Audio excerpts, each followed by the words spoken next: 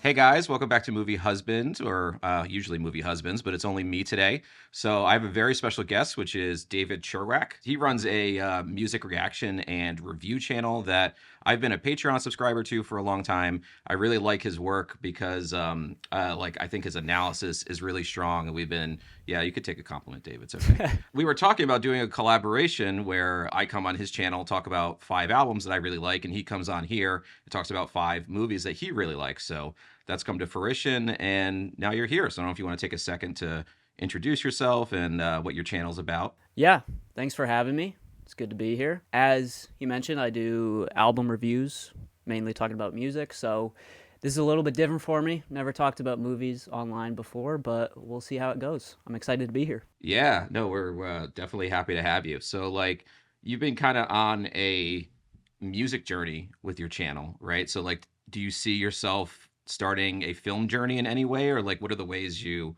think about film recently that, maybe versus like the films you watched when you were younger? Like as of recent, I've just started getting into like actually thinking about films in a deeper way. Um, so yeah, like when I was a kid, obviously, you watch the classics and you're like, oh yeah, that's a fun movie. But I haven't really started diving into it until like probably past year or two. Awesome.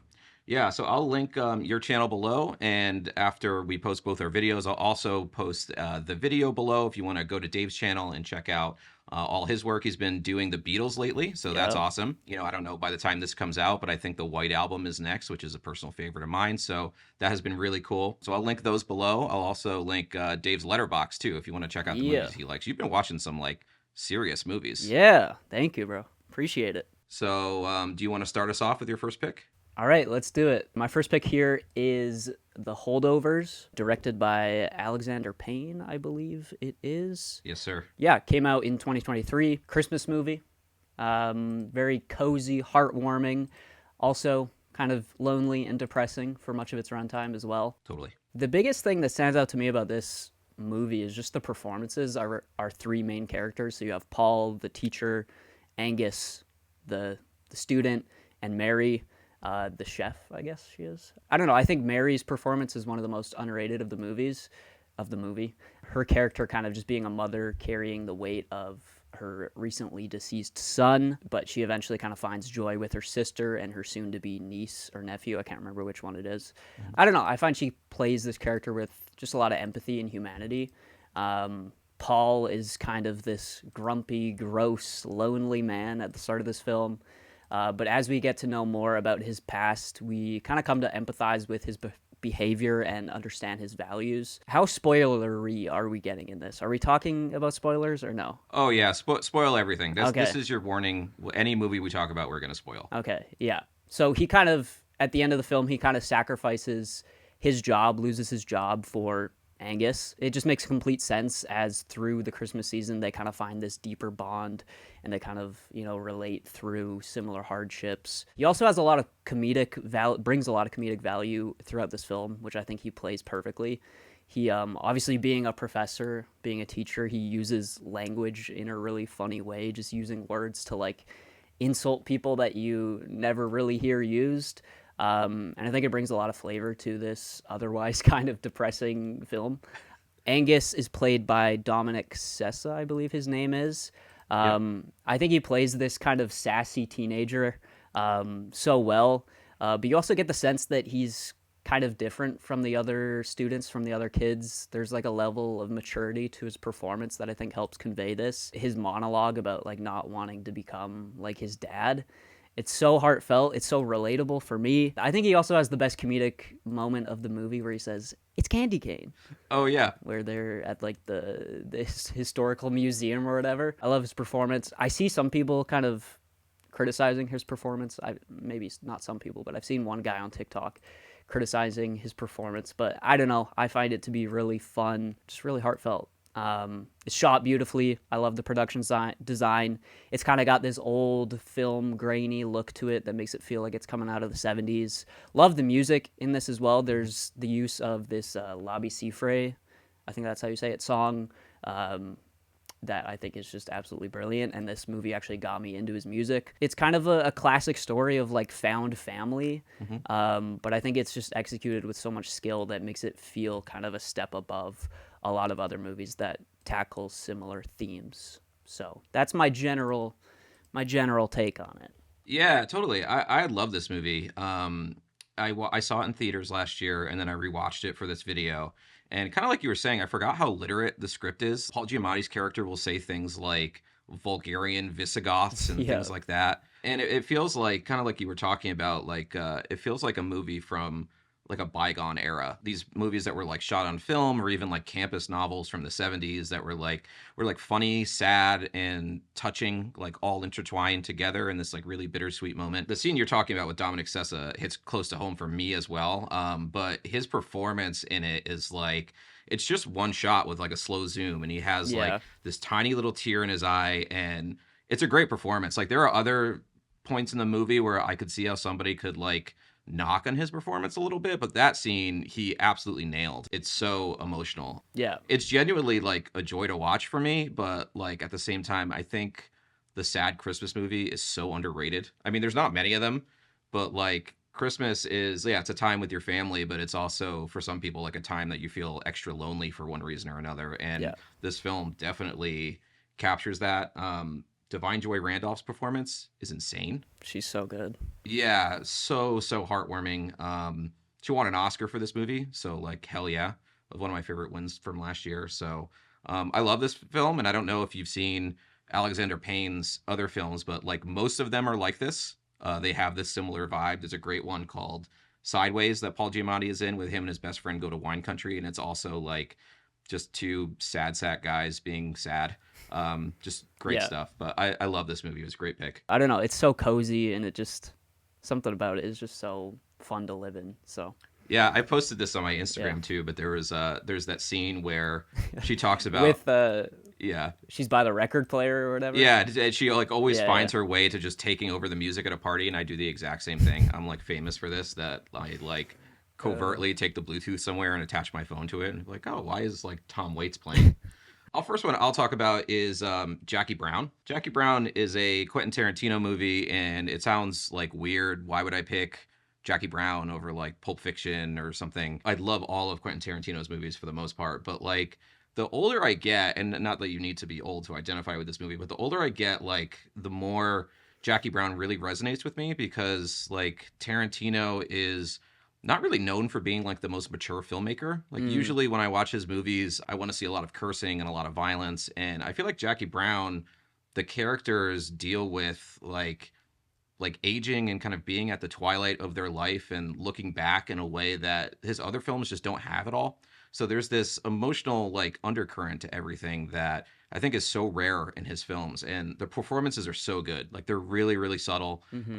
I love Robert Forster in this movie Yeah, as Max Cherry. He is like such a tragic character, but I feel like he's somebody that we all know like really well, like the middle aged guy who has kind of an average life, who's looking for something that's maybe a bit more exciting, and mm-hmm. maybe he never like really had love or whatever the story may be. And I completely like, I mean, I'm not in that spot in my life, but I like completely identify with what that's about and like how you could find yourself there. Yeah, But in addition to that, like the writing is so good, like the dialogue is snappy as hell. mm-hmm. This winding plot that's really like not difficult to follow in a bad way, but is really unpredictable.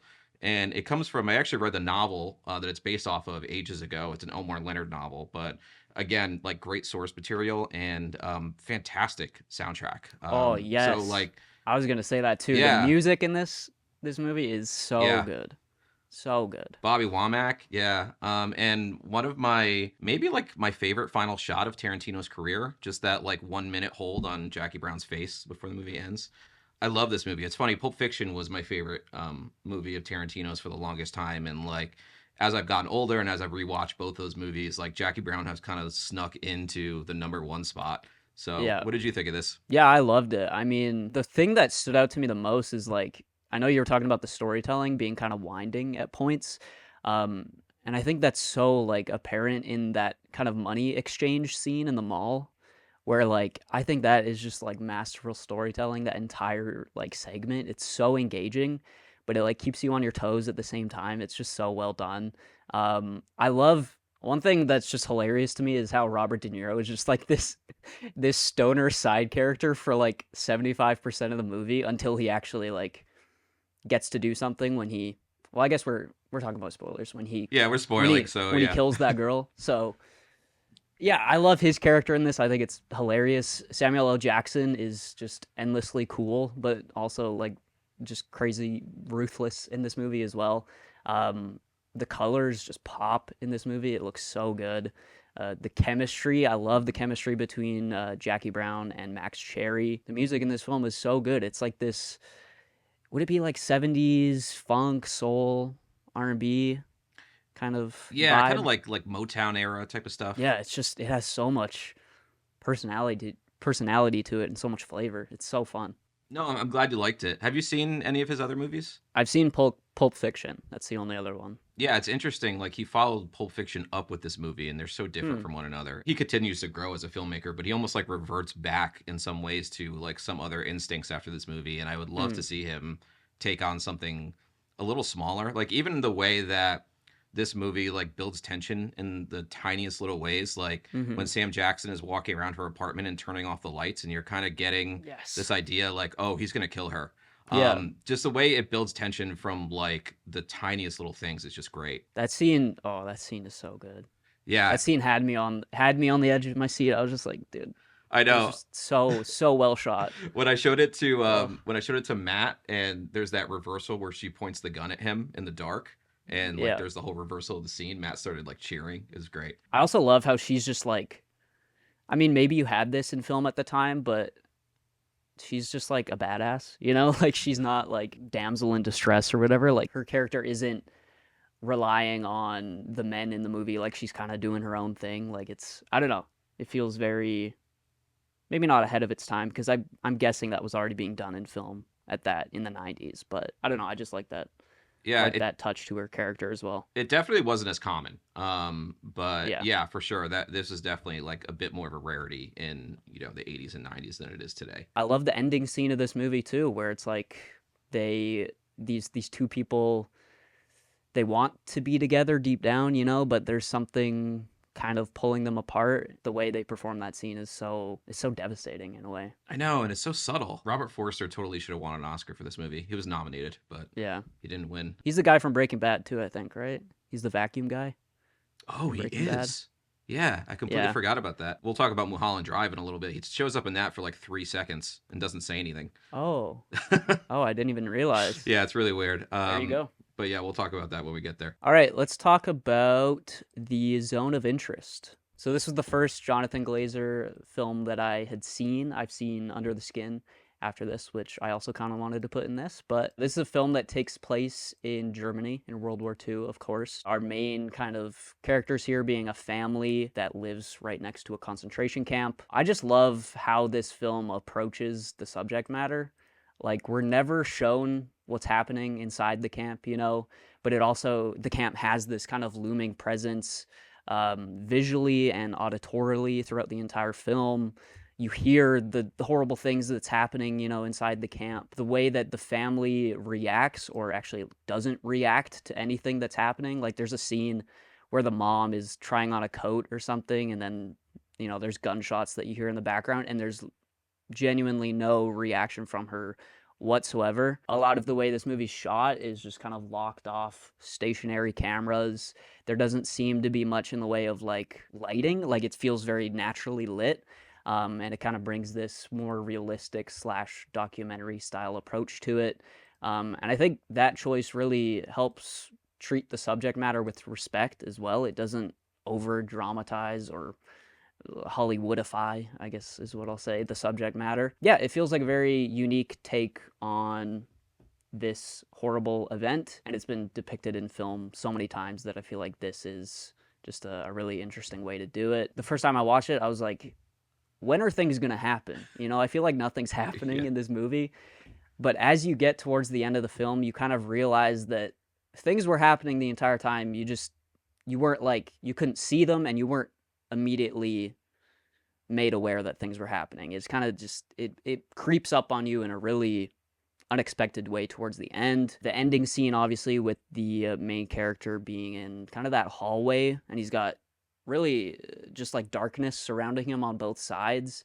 Kind of that guilt visually closing in on him. The last part of this film, where it cuts to what I think appears to be real footage of like the concentration camp memorial, and you have kind of a maintenance worker just cleaning the facility, as you have the shoes in the, of all the victims of this horrible event looming over the entire scene as she just does this mundane task. She's just cleaning. And I think it really puts a bow on the theme of like desensitization, which I think is one of the central themes of this movie, kind of asking the audience, how can something so horrible be normalized? How can these people become so desensitized that they don't even react to it? And I think it has still relevant commentary today with how we react, or how we fail to react to horrible things that are happening now because we're so exposed to it with social media, of course. In my early film journey, where I haven't seen that many films, it feels like one of the most unique that I've ever seen. So If somebody like was to ask me offhand, like, hey, what do you think is like the best movie of the past 10 years? This would probably be the first thing I would think of. The devotion and like the rigor it has to like this aesthetic control and its utter like devotion to the idea. As you were saying, like it's so much about complicity, and it's also about compartmentalization. Like, I don't think that it's a mistake that there are these really long shots of him walking around the house, locking doors and yeah, keeping things, these ideas and these terrible things that we do or we're complicit with. We have to keep in the corner of the house over there. We can't think about them in when we're in the dining room. I saw this at New York Film Festival, so I saw it at Lincoln Center, which is where they do like the operas and musical performances and stuff. So I saw it in Alice Tully Hall, which is this huge theater, and it has absolutely perfect like acoustics. So you could hear just anything happening in this movie. That has like, the film is so much about what you see and what you hear. yeah. There's like a whole other movie that's happening while you're listening to it. Mm-hmm. And I had the same, when I first saw it, I had the same kind of thought that you did. And I'm like, okay, nothing's happening. And then like when we got to the end of the movie, and how the end of the movie with that flash forward reframes everything that came before it, I just shuddered. I Like, know. it was just I had chills. Like, it made me feel, so yeah, it made me feel so ugly, but at the yeah. same time, like, it was such a powerful statement about humanity that like I haven't been able to shake this movie, in the year and a half that I saw it. Just that very end of like everybody cleaning, and this realization that we're, the way that we study history, we're doing the same thing essentially that this family was doing. Like, the way that we think of history behind like this glass in a museum that's Mm-hmm. being cleaned every morning before we go in and on our school trips. It's just like, Yeah.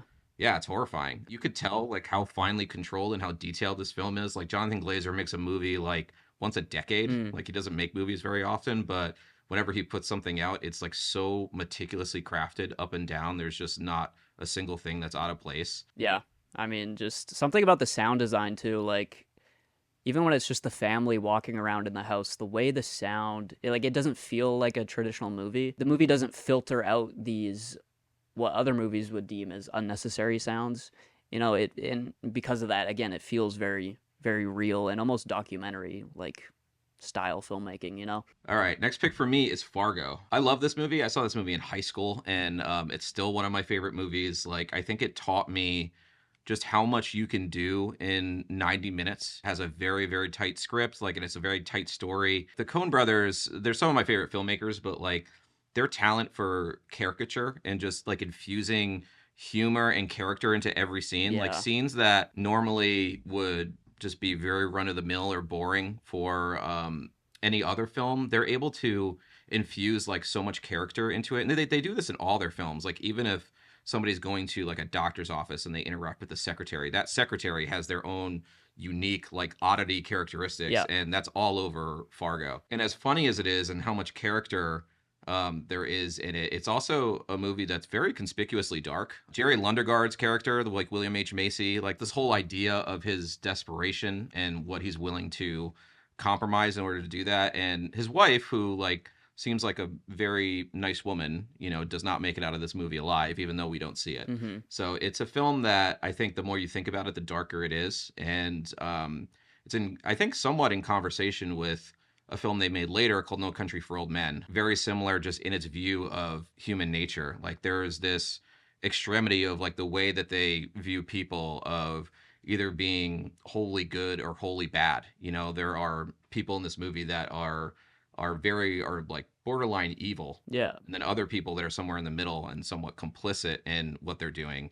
But I think their view of humanity is on the darker end, and I've always kind of identified with that. But Fargo is just like, I feel like the writing is just absolutely top notch in this movie. Like I will say something about the Coen brothers films. Like I've seen 3 now, I think. I've seen Inside Llewyn Davis, No Country for Old Men, and this. Like you said, like each character has their own like characters that would typically be just like kind of throwaway ones or just side characters have their own vibe and personality and humor. I'll bring up a different movie to illustrate this, like Inside Llewyn Davis, because I watched it a couple nights ago. Like that character that's just sitting during the road trip to Chicago, I think he's going. The bigger guy sitting in the Yeah, back, John like Goodman's, yeah, just yeah. an yeah, just an absolute asshole, that guy. But like it's just such a funny inclusion of a character. It also, a lot of their movies kind of remind me of like, I'm gonna bring up Breaking Bad again, but reminds me of Breaking Bad in a way where a lot of these characters are just kind of on the fringes, trying to do whatever they can to either get money, some sort of power, some sort of a life that they don't currently have. I love this film. I think it's like hilarious as well. I love the female cop. I can't remember what her character's name is, but she's just Marge Gunderson. she's awesome in this movie. Of course, I love the way they talk because it's kind of similar to how we talk in Canada. I think it's based in Minnesota, right? So it's Yeah, kind I don't know. kind You of don't talk like that at all, but I believe you. kind of an exaggerated Canadian accent, I guess. So it's just, I don't know, it's kind of close to home. It's a fun time. And it is very quick. I didn't realize it was 90 minutes, but I feel like a lot happens in that 90 minutes. Yeah, a lot happens, and even like the first half hour, you're following William H Macy's character, and you're following the kidnappers, and then Marge doesn't even come in until like the half hour mark. Yeah. So even though she's the lead performance, she's in the movie for like an hour. It doesn't feel rushed ever either. Like it still feels like it takes its time with the characters too. There's that much debated scene in the movie where she meets up with an old high school friend who's like very, very lonely. Do you remember this scene? Yeah, that's what I was just thinking about it actually. Yeah, and there's been all of this talk about like why that scene is included, and there's some plot relevance that you could say like it makes Marge think about a certain thing. Mm-hmm. But anyway, I just love that scene's there because it just gives so much like character to the whole film, and I Yeah. think it's so interesting. Just tells you so much about Marge and who she is. My next pick here is, let's go with After Sun. After Sun released in 2022, I believe, directed by Charlotte Wells. Kind of a film about a dad and a daughter on summer vacation. I love the connection between these two people. I think the chemistry that these two actors have is just, you feel every bit of it. To me, what I walked away from this film feeling is kind of this feeling you have as a kid when you're like, you look at your parents and you can like tell that something's kind of off with them. Like, you know, it's not all okay, but you can also tell that they're trying to like put on this facade that it is all okay. Paul Mescal's character in this, Callum, I think his name is, like a very deeply depressed and pained person. And you see glimpses of that when you cut to a scene where he's just on his bed weeping and you're just behind him, just his back. But then we cut to other scenes where he's with his daughter and he's, you know, trying to put on this facade of being happy for her. It's hard hitting. I feel like the end of the scene gets me every time. I mean, I've seen it 3 times, I think now, and it hits so hard. It feels like maybe an older version of Sophie is kind of looking back on this, kind of remembering these trips with her dad. And maybe now that she's an adult, she can more fully realize like the pain he was dealing with. Like, I think the movie is trying to suggest that he like ends his life shortly after this. Like, it's not explicitly stated or anything, but that's kind of what I took from it. So that just makes it hit so much harder. The last scene where they're just kind of in the airport, I think he's filming on the camera, and she's just like, that scene where she's like behind the wall and then she's like saying bye like this and then she ducks back behind it. That's what really breaks me. And then, you know, you have the inclusions of the kind of nighttime rave as well, which I think is a really interesting stylistic choice to kind of convey some of the emotional themes of this film. And yeah, it hits hard. Kind of like you were saying with like being a kid, knowing something is off with your parents. Like it reminds me of vacations I took when I was a kid after my parents like first separated. And again, you like knew something was off. Like obviously when your parents separate, like both of those people are trying to reorient their lives, like because they had lived it in Mm-hmm. a different way their whole lives. You could kind of tell that as a kid, even though you don't know exactly what it is, but it just feels like kind of a sad vacation where you're going through the motions of things. And it reminded me like so much of how I felt that way when I was a kid during some of those things. And it's also like a great perspective on certain things you see as a kid that you don't totally understand. Like she sees two men kissing at one point, and Yeah. it's just kind of like it's just thrown in there, I think, as just a thing that's like, okay, I guess that's something in the world, but it's something that Mm-hmm. perhaps she hadn't encountered before. The ending is like absolutely, it's so hard hitting in so many ways. Having lost a parent, there's like one level of that. um but even like having some friends that are in or have been very depressed in the past, like the way you feel about when somebody chooses to leave your life in that way is really complex, and I think the film is able to deal with that in a complex way, in a way that doesn't feel trivializing. Like Yeah. this like dance hall or whatever is kind of like he goes in there and that's supposed to be a symbol for him passing away. And there are scenes throughout the film of his daughter when she's older, they're like screaming at him Mm-hmm. while the dance is going on, and that's almost like I think the anger of why he left, because you can feel as angry about it as you can feel sad about it.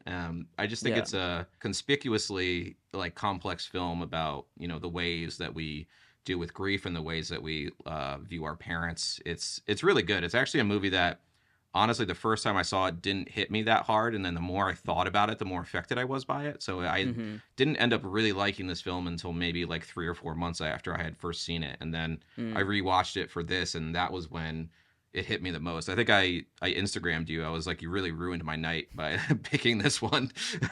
But it's no doubt like an That's what I do. extremely there's no doubt it's an extremely like effective film. I mean, Yeah. I would much rather watch something like this that's really going for something interesting and real than like, I don't know, watching Mr. Beast games on Amazon or something. So, it's a great film. Uh, Yeah, I mean, I'd take this over Mr. Beast any day of the week. I do want to talk about this girl's performance as well. Frankie Corio, I think, is the Mhm. child actor. I feel like it's one of the best like child performances I've seen ever. Like it feels so real, and it feels, I don't know, it feels so realistic. Like her subtle mannerisms, the way she talks, she's thoughtful at times, but she's also selfish at times. Like I feel like it's rare you see a child performance with this much like nuance and depth. I think, I don't know. It almost feels like the directors were just kind of like told them, director said, just be yourself, and maybe that's Mhm. what they did. But I don't know. The performance is unreal from her. So Yeah, same. And it goes without saying, but Paul Mescal is also yeah. fantastic in this movie. My next pick is Mulholland Drive, which I don't know why I picked this because this is one of my favorite movies of all time. But like, what What is it even about? yeah, what is it even about? I don't know. Again, this is a movie that's been in my life for a long time. Every time I get close to figuring out what I think it's about, I watch it again, and it seems to like upend it. So it's a movie that oddly is like growing with me in a strange way. I just find this movie to be like really terrifying. Like if I had to Yes. yeah, Yes. if I had to guess what this movie's about, I think it's about the life you want versus the life you have. The first part of the film is very like sun drenched. It's like Naomi Watts' performance is almost like intentionally bad. Like Mm-hmm. the way that she seems so bright and optimistic. And there's a scene halfway through where she goes on an audition and suddenly becomes like an absolutely amazing actress, and it's so Yeah. affecting, and that's where it kind of like breaks you of that spell. And I think that's when I started to realize that what I was watching was some sort of fantasy or dream, and not so much the reality, because then the film shifts perspectives in the last like 40 minutes or so, and we see a very different main character than we were seeing at first, which I think is her actual life. Yeah. Whatever way that you want to parse through what it actually means or what's actually going on, I think it's about what we want for ourselves versus where we are, and somehow reckoning with with what that is and the space between those two things. But because it's David Lynch, there's always oddity things happening in the margins. There's always like Yeah. these mystical powers and mystical darkness, just at the edge of the frame that seem to be affecting what's going on. I had a question for you, because I've seen it once, and I'm gonna be honest, like it's been probably 2 weeks since I saw it, and I'm still like it's kind of jumbled in my mind what this movie is even about. But there's a scene where there's like these two detectives, I think it is, and they're in some sort of coffee shop or Oh yeah, the restaurant, and Plinky's then diner scene. yeah, with the jump scare of the lady behind the diner Yep, at the end of that. What's your like? Because I don't think those characters show up at any other time in the movie, do they? they do. Oh, they do. There's very, very briefly later in the movie when we're seeing Naomi Watts's actual life. She is in that diner and Oh, she sees him paying. As for what that means, I don't know. But yeah. they do show up again in a really odd way. I think you could parse through it and make sense of it, but it's definitely something that you feel more than you make sense of. Yeah. It's funny, every time I watch this movie, I feel the same way. Like I feel terrified. I feel like my life is going in the wrong direction. It has this like dreamlike quality. Like I think David Lynch is probably the filmmaker that is the best at recreating dreams and what dreams actually feel like Mm-hmm. and the logic to them. I think that's what I like so much about his filmmaking. But this movie just somehow, even if I can't totally explain why, it's just I'd stayed in my brain for like 10 plus years now. And I Yeah. keep revisiting it. I keep thinking about it. And, that's why it's one of my favorite films. Like it feels like one of those movies that like those YouTube channels where they're like ending explained or whatever. Mm-hmm. It feels like one of those movies that those channels would love, but honestly, I don't feel that interested in breaking down like how these scenes connect or like what each scene means. Like you said, it's more so this feeling of like that something isn't quite right. Like it has this really kind of malicious undertone to the entire thing that's just really off-putting. Again, couldn't tell you what it means. It's very jumbled in my brain. It's like even the storyline of the movie, it's just very jumbled in here, but Yeah. I don't know. It gives you a very potent feeling at the end of it. So next pick for me is let's talk about Beetlejuice. Let's do something a bit more Let's lighten it up. fun, I guess. Yeah, Yeah. let's lighten it up a bit. So Beetlejuice, directed by Tim Burton, of course. I felt like I had to put something on this list that's just like I wouldn't say like a guilty pleasure, but it's just like such a fun kind of blockbuster movie, I guess. I don't even know if it would be considered a blockbuster when it came out, but just such a fun movie. It's maybe not the most deep or serious film, but it's hilarious. The set design, the costumes, the practical effects are so good. Michael Keaton as Beetlejuice is so unhinged. Yeah. He's just chaotic and just the perfect level of goofy, in my opinion. This movie like perfectly matches my sense of humor and what I find funny. So definitely one of the funniest movies I've ever seen. I think it's like a kind of a perfect family movie as well, but it also has enough like edge to kind of keep you on your toes. Some hilarious jokes in this movie that I think are just gonna live with me forever. Doesn't take itself too seriously, but I don't think it's trying to, and it just knows how to have fun. Yeah, here I go being autobiographical again, but this is like the first great movie I ever loved, if that makes sense. Mm. I'm old, so we used to have these thing called video stores where we would go and rent movies. I'm joking, but I know we used to like I think I've heard of them. yeah. So I would go like every Friday when I was a kid, we would go to the video store and I was always obsessed with movies. Like my mom will tell you I was obsessed with movies since I was like 4 years old.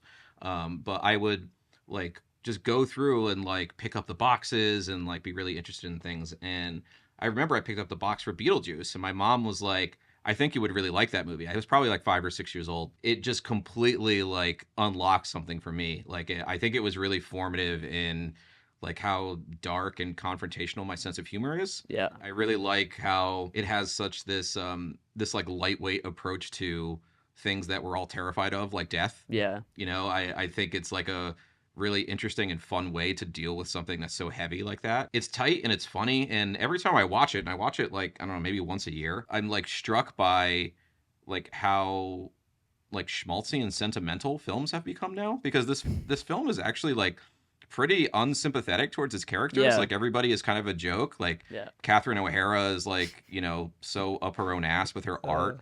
The dad is, I love the dad because Oh, he's he's so just funny. like, he's so funny. He's like that dad that's so stressed out and he's like, I'm just trying to relax. You kids are making so Yeah. much noise. Like, anyway, so it's just so funny to me. But again, the set design, like everything is so practical. Yeah. I think we need to get back to a point with our mainstream movies that it's okay to have unlikable characters that are funny. I Yeah. don't know, like Mm-hmm. the second Beetlejuice, like it was fine, but like I don't know why we have to get all sentimental about these characters now. Yeah. Like it worked the first time. Like let's just do that again. Next pick for me is we need to talk about Kevin. Did I pick any nice This movies? is a fun No. one. What are you Well, talking about? This is a really fun movie. Jackie Brown's kind of nice, but yeah, we need to talk about Kevin is brutal. Another master filmmaker, Lynn Ramsey, who works in kind of the same vein as Jonathan Glazer, only works like once a decade. She is, I think, similar to Glazer as well, like very, very into sound design. Like this movie has a very overwhelming like sound palette. Yeah. The way like it has this impressionistic quality, like the color red keeps coming up. There's Mm-hmm. this kind of like odd like dream sequence where everybody is banging on her windows and like they're all red, in addition to like red paint being splattered like across things. Yeah. The colors and the sound design is like so overwhelming and sinister, and I think that it's a movie that's just really unrelenting and really unforgiving with the topics that it wants to explore. So like these really Yeah. devastating questions of, what makes a murderer? Was that person always going to be a murderer? Is this Mm-hmm. nature or nurture? Was Kevin a sociopath from birth? Did Mm-hmm. she do something that somehow furthered this as a mother? It asks all those questions that are really interesting because, well, sadly, because they're so frequent now. But like when Columbine happened, their big topic in the media was like, well, how could the parents not know about this? Yeah. And there's a very like, and I'm not going to come down one way or the other, but there's a very interesting discussion about like how to prevent this psychologically. And I think this Mm-hmm. film is really reckoning with all of that without giving you any clear answers. Like I almost leave like more confused about all of these ideas than I did at the start, but in a Yeah. way that made me feel like they were explored very deeply with what adolescent violence is. I think Tilda Swinton's performance in this movie is unreal. For me, I left this movie devastated, but like, specifically, obviously, for her character, like, you can tell throughout the movie that she maybe didn't even want to have a child. She's dealing with wanting to pursue her passions, maybe travel, maybe do all this other stuff, but she's stuck with this absolute horrendous human being. This movie is nasty too. Like there's some really the movie starts with like this crowd in what looks to be like spaghetti like Yep. sauce or Yeah. whatever. It just the whole movie it just has this nasty feeling to it. Kind of reminds me of The Substance in that way, but obviously this came before. But yeah, just great performances all around. I think each actor that plays the kid too is pretty stellar. Great visual storytelling as well. I feel like especially in the first half, like they don't explain as much as you would expect them to explain. They just kind of let things speak for themselves and they do it in a really like smart and intelligent way. This movie just crushed me. It's a tough watch. Another tough watch. Yeah, I do like that Ugh. I can recommend tough stuff to you and you can like endure it. Because so many people are like they'll watch a movie like this and then they'll like need to watch Sesame Street Okay. for a month. The worst scene for me, I don't know why this hits such like a visceral primal thing in me, but the worst scene is when he's like, jerking off in the bathroom and she walks in on him and he freaking stares at her. I'm like, bruh. I I don't know forgot all why, about but that. Oh yeah, I didn't rewatch this movie for this. I've seen it a couple times though, but yeah, I remember that now. And you're like, ah, I um, know it's just so like just so unsettling. Like it hit something in me that similar with the baby on the beach scene from Under the Skin. Just like I can't watch this. yeah. I don't remember the context of this exactly, but when he first Ugh. meets his little sister as a baby, he like flicks like lemon juice in her eyes or something. Yes. Yeah, and I was like, Yes. ah, like that is just Oh, horrible. I didn't know I could hate a child so much, but I hate this kid. I absolutely despise this kid. Like how unsympathetic he is, but like how much damage he ends up doing to everyone around him. I mean, he like Yeah. basically ruins his mom's life. And Yeah. I know that she's not a perfect person either. Like she certainly has some cruelty within her, but like I don't know. This movie is a true exercise in just cruelty and Yeah. just unforgiving darkness. I have seen some like very dark movies that I think don't do it well. But this movie, with the questions it's asking, I think it's like it. I can't believe that it goes to some of the places that it goes, like both intellectually and like idea and feeling wise. It's just it's a brutal. Yeah, I feel like this movie runs the risk of coming off super like cheesy if it's not done, in an intelligent way. But there's one scene where I think the older version of the kid, they're like in a restaurant with his mom, and he has some line delivery that comes off a bit like forced edgy to me. But other than that, like it's just done really intelligently. Actually, something you said too about how it just kind of lets stuff happen. Like, well, first off, there's paint on her house, and we don't know why. Yeah.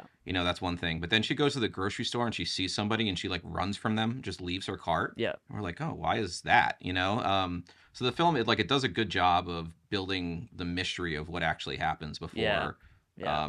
actually revealing it towards the end. Yeah, it's really good at that. It just leaves these little crumbs and these little hints throughout the entire thing. You obviously know that this kid probably did something horrible at some point because we see him in jail, Yeah. of course. But at least for me, until like I didn't think that he would actually, kill the dad and his sister until she was finally discovering it herself. So I thought like the mystery was kept under wraps and kept a mystery long enough until obviously you understand everything that's happening towards the end. My next and last pick here is Phantom Thread, directed by Paul Thomas Anderson. First off, I mean, one of my favorite film scores of all time.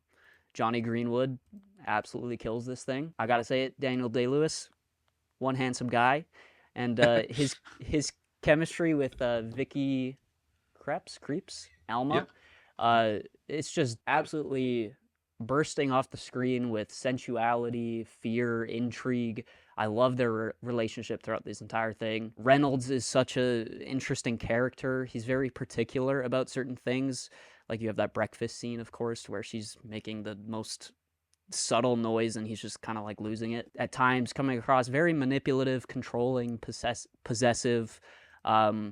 Their relationship is obviously flawed. It's bordering on abusive at times.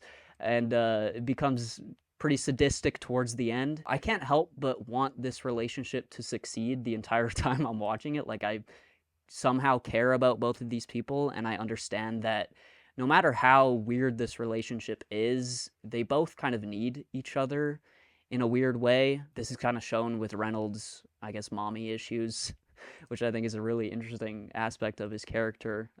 That's kind of manifested in the times where he's sick. And the times where he's sick is really the only time where he's ever vulnerable with Alma, and he allows her to take care of him. This is a weird note I wrote down, but I also love films about people that are just really good at their job for some reason. And Reynolds seems to be someone who's really just proficient as a dressmaker. I mean, his attention to detail, there's a clear, genuine passion for it that is just, I don't know, it's fun for me to watch. It's a super romantic film that kind of asks the question of what it means to be in a healthy relationship, or what relationships can look like, and how even if they can get kind of dark and strange, that it's still kind of a relationship at the end of the day, and these people are still kind of need each other. I don't know if anything that I said makes sense, but there you go. Literally, the first thing I wrote down was I was going to ask you, like, do you think this relationship is healthy?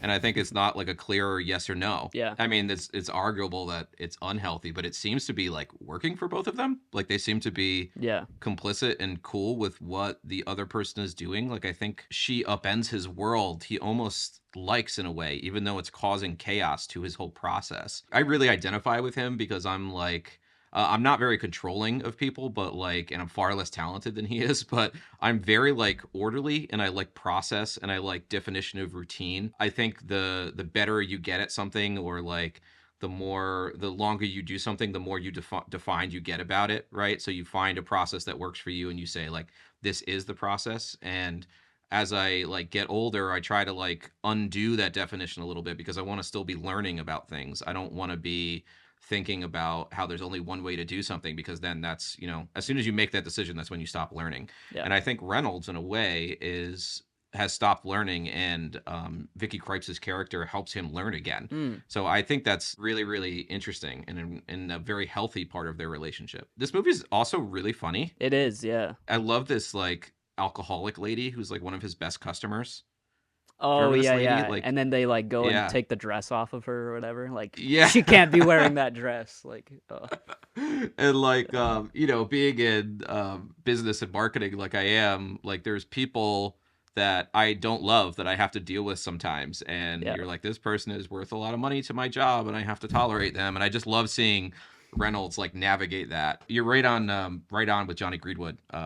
Amazing score. yeah. I feel like this is like one of the few scores that I listen to like just on its own. You know, like there's not many that I return to like that. But man, the strings in this just unreal. My final film is The Long Day Closes, which is a film by Terrence Davis. And it's kind of an impressionistic film that is about his childhood. It's like a series of connected memories. He's not shy about the fact that this is somewhat autobiographical for him. Mm, And I think that what I like so much about this film is we see a lot of films about childhood and how like it has this wondrous sense, but we don't see a lot of films about how childhood can be really lonely, mm, you know, especially like if you're the youngest child, or like you're the child that you feel like you don't have as much of a connection with your older brothers and sisters like as they have with one another. I think that this film really like encapsulates like the loneliness of childhood. Like there's this great scene towards the end where I don't remember the main character's name, but he feels like too insecure to go ask his friend to go see a movie. yeah.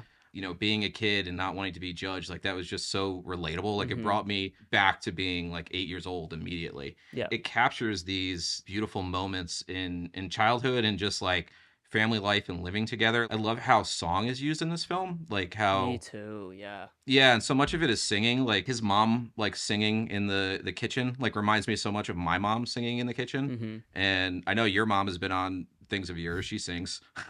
Yeah. I've seen her in your videos. So like this idea of like your mom singing as you're like going about your life. I don't know. It was like really reminiscent of childhood memories for me. But Yeah. I just love this movie. I've showed this to a couple friends, and it's really like forgotten, I think, except for like real hardcore like Criterion Channel bros that know about this movie. But it's, I think, like very, very relatable to anybody that ever felt, you know, a little bit sad when they were a kid. Yeah, I think that's the most interesting part about it for me is just like the loneliness of it. Like I feel like yeah, like you said, it's not often you see such a lonely depiction of childhood, but it's very relatable for me too, like that insecurity and just I don't know, feeling like you're not good enough, feeling socially anxious. It's just like I don't know.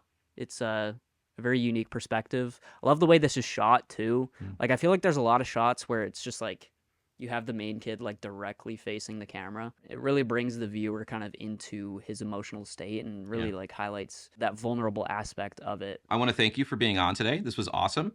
Yeah, of course. You were expressing some insecurity talking about film, and I think that was crazy because you like I said some really insightful stuff, and I really enjoyed talking with you about them. So I appreciate that. when this goes up around the same time, my video on your channel will go up, or me being on your channel talking about music. So I hope everybody checks that out.